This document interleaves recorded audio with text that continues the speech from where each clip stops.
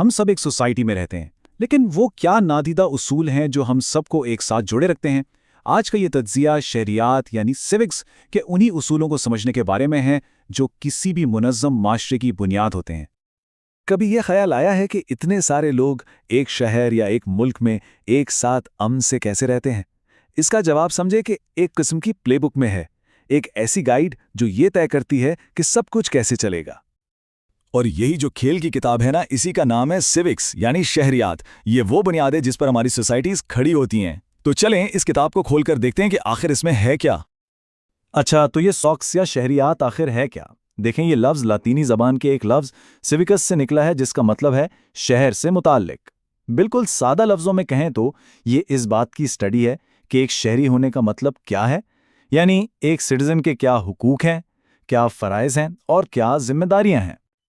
और ये कोई ऐसी वैसी किताबी तारीफ नहीं है, ये बात सीधी हमारे सोर्स नोट से आ रही है। और ये नोट्स इस बात पर जोर देते हैं कि सिविक्स का असल ताल्लुक शहरियों, हुकूमत और कम्युनिटी के आपस के रिश्ते को समझने से है। तो जब हम सिविक्स की पढ़ाई करते हैं तो असल में हम देख क्या रहे होते हैं?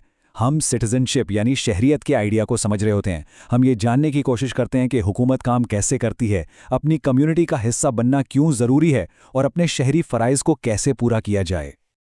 ठीक है, तो प्लेबुक की बात तो हो गई। अब बात करते हैं खिलाड़ी की, यानी एक शहरी की। और यहीं से सिटीजनशिप या शहरियत का कॉन्सेप्ट सामने आता है। तो शहरियत क्या है?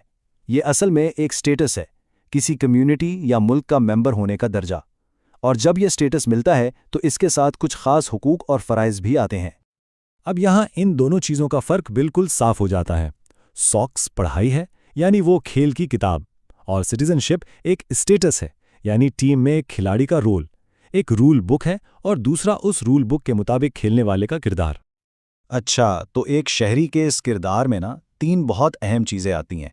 चलें सबसे पहली चीज़ से शुरू करते हैं और वो हैं हुकूक यानी राइट्स। राइट्स या हुकूक वो चीज़ें हैं जिनका हर शहरी कानूनन हकदार है। ये वो फ़ायदे हैं जो सिटीज़नशिप के साथ मिलते हैं, जैसे कि वोट डालने का हक या फिर किसी सरकारी ओहदे के लिए इलेक्शन लड़ने का हक। इस ट्रायंगल का दूसरा कोना है फ़राइज़ यानी ड्यूटीज़। अब ये हुकूक से बिल्कुल उलट हैं। ये वो काम हैं जो कानून की नज़र में हर शहरी को लाजमी करने हैं। ये वो जिम्मेदारियां हैं जो हर सिटीज़न को पूरी करनी ही करनी है, जैसे टैक्स देना जिससे मुल्क के सारे काम चलते हैं, या फिर ज़रूरत पड़ने पर मुल्क का दिफा करना।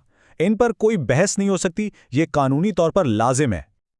और आखिर में इस ट्रायंगल का तीसरा और आखिरी हिस्सा है जिम्मेदारियां यानी रिस्पॉन्सिबिलिटीज़। अच्छा, ये ड्यूटी से थोड़ी अलग होती हैं।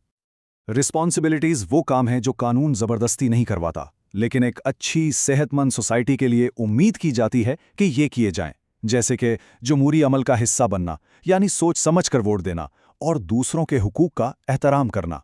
यही वो चीज़ें हैं जो एक अच्छे शहरी की निशानी होती हैं। तो ठीक है, हमने प्लेबुक को भी समझ लिया और खिलाड़ी को भी। तो अब बात करते हैं उस मैदान की जहां ये खेल खेला जाता है, और वो मैदान है जमहूरियत। ये जो लफ्ज़ है ना, जमहूरियत या डेमोक्रेसी, ये अपने आप में बहुत पावरफुल है। ये 2 यूनानी लफ्ज़ों से मिलकर बना है। एक है डेमोस, जिसका मतलब है अवाम, और दूसरा है क्राटोस, यानी ताकत या हुकूमत। तो जब इन दोनों लफ्ज़ों को जोड़ते हैं तो एक बहुत ही सीधी लेकिन गहरी बात सामने आती है। इसका सीधा सा मतलब है अवाम की ताकत, अवाम की हुकूमत, बस इतना ही सादा है। और मज़े की बात यह है कि ये सादा सी तारीफ भी हमारे सोर्स नोट से ही ली गई है। ये इस बात का सबूत है कि कभी-कभी सबसे बड़ी और ताकतवर बातें सबसे आसान लफ्ज़ों में होती हैं।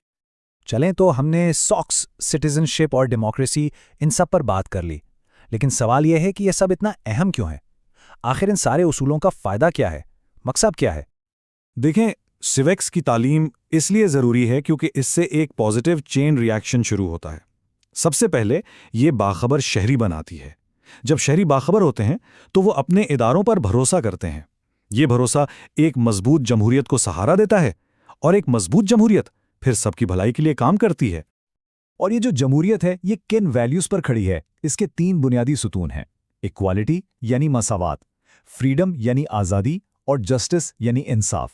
ये तीनों चीज़ें एक दूसरे से जुड़ी हुई हैं, एक दूसरे को मजबूत करती हैं। और सिविक्स हमें यही समझाती है कि इन वैल्यूज़ को कैसे समझना है और कैसे इनकी हिफाजत करनी है। तो असल बात यह है, इन उसूलों को समझना सिर्फ कोई किताबी काम नहीं है, ये एक ऐसे मुनसिफाना मुआशरे को कायम रखने के लिए ज़रूरी है जहां हर किसी को आगे बढ़ने का बराबर मौका मिले। अगर प्रैक्टिकली देखें तो सिविक्स हमें ये सिखाती है कि हुकूमत का ढांचा क्या है, फैसले कैसे होते हैं, और जब ये नॉलेज हमारे पास होती है तो हम पब्लिक डिबेट्स में बेहतर तरीके से हिस्सा ले सकते हैं और वोट देते वक्त एक बाखबर फैसला कर सकते हैं। तो आखिर में एक सवाल पर बात ख़त्म करते हैं। अगर सॉक्स वो प्लेबुक है जो हमारी सोसाइटी को रास्ता दिखाती है, तो सवाल ये है कि इस किताब का अगला चैप्टर कौन लिखेगा? और यही वो सवाल है जो हमें याद दिलाता है कि माशरे के असूल और इसका मुस्तकबिल अवाम की अपनी ताकत से ही बनता है।